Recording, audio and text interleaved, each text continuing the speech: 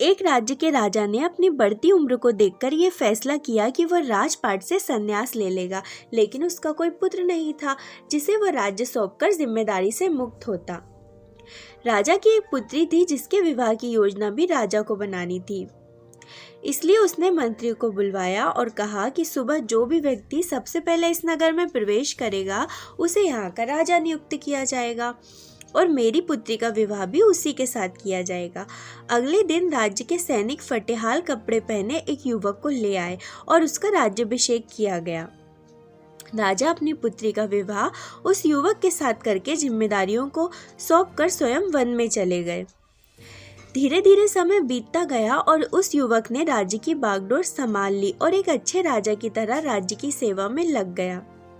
उस महल में एक छोटी सी कोठरी थी जिसकी चाबी राजा हमेशा अपने कमर में लटकाए रहता था। सप्ताह में एक बार वह उस कोठरी में जाता, आधा एक घंटे अंदर रहता और बाहर निकलकर बड़ा सा ताला उस कोठरी में लगा देता था और अपने दूसरे कामों में लग जाता। इस तरह राजा के बार बार उस कमरे में जाने से सेनापति को बड़ा आश्चर्य होता कि राजा का सारा खजाना, सारे रत्न, मणि, हीरे जवाहरात तो खजांची के पास है, सेना के शस्त्रागार की चाबी उसके पास है और अन्य बहुमूल्य कागजातों की चाबी मंत्री के पास है। फिर इस छोटी सी कोठरी में ऐसा क्या है जो राजा यहाँ हर सप्ताह अंदर जाता है और थोड़ी देर बाद बाहर निकल आता है।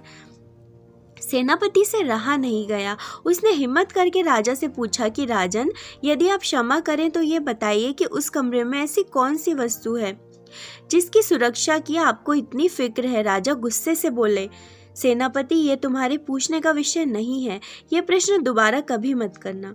अब तो सेनापति का शक और भी बढ़ गया। धीरे धीरे मंत्रियों और सभासदों ने भी राजा से पूछने का प्रयास किया, लेकिन राजा ने किसी को भी उस कमरे का रहस्य नहीं बताया। बात महारानी तक पहुंच गई और स्त्री हट के आगे किसी की भी नहीं चलती। रानी ने खाना पीना त्याग दिया और उस कोठरी की सच्चाई जानने की जिद करने लगी। आखिरकार मजबूर होकर राजा सेनापति और अन्य सभासदों को लेकर कोठरी के पास गया और दरवाजा खोला। जब कमरे का दरवाजा खुला तो अंदर कुछ भी नहीं था सिवाय एक फटे हुए कपड़े के जो दीवार की खूंटी पर लटके थे। मंत्री ने पूछा कि महाराज, यहाँ तो कुछ भी नहीं है।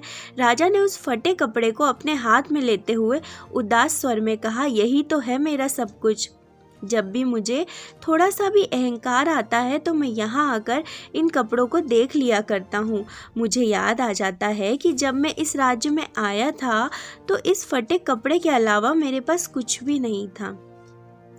तब मेरा मन शांत हो जाता है और मेरा घमंड समाप्त हो जाता है। तब मैं वापस आ जाता हूँ। दोस्तों, कहानी अगर अच्छी लगी हो तो चैनल को सब्सक्राइब कीजिए और कहानी को लाइक और शेयर कीजिए। Thanks for watching.